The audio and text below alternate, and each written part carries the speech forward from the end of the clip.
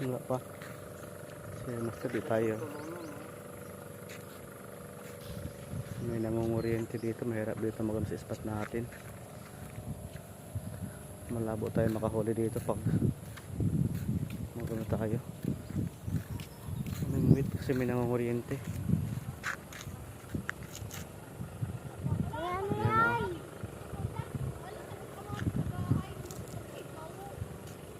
Kuryente na ang spot natin.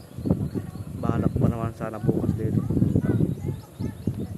Gamit sana ko ng frog lure para sa mga dalag. Problema lang, may dalawang tao doon.